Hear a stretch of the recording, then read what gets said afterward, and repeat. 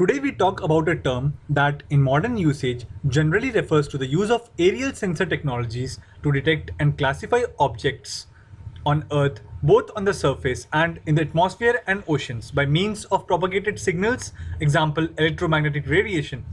Remote sensing. What is remote sensing? Remote sensing is the science and to some extent art of acquiring information about the Earth's surface without actually being in contact with it. This is done by sensing and recording reflected or emitted energy and processing, analyzing and applying that information.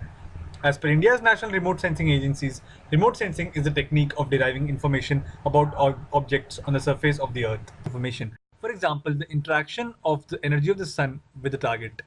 This energy is then recorded by the energy sensor, which is further processed and then transmitted and received.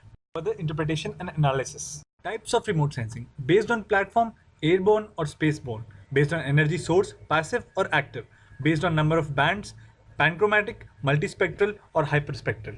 Application of remote sensing. Remote sensing has enabled mapping, studying, monitoring and management of various resources like agriculture, forestry, geology, water, ocean, etc.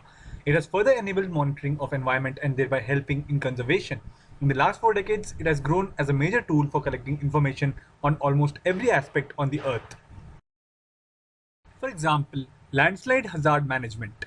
Information is sent through the source to the satellite, which in turn sends it back to the satellite disk, and from there it is sent to the data collection center. An SMS is then sent to the people to alert them.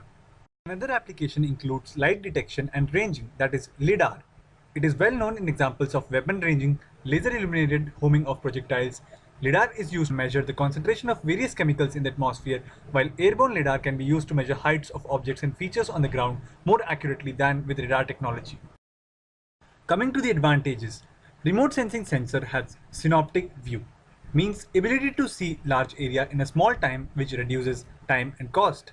Remote sensing can be used for collecting data about areas that are physically and or politically inaccessible. It is much like surveying, providing fundamental data that other sciences can use when conducting scientific investigations.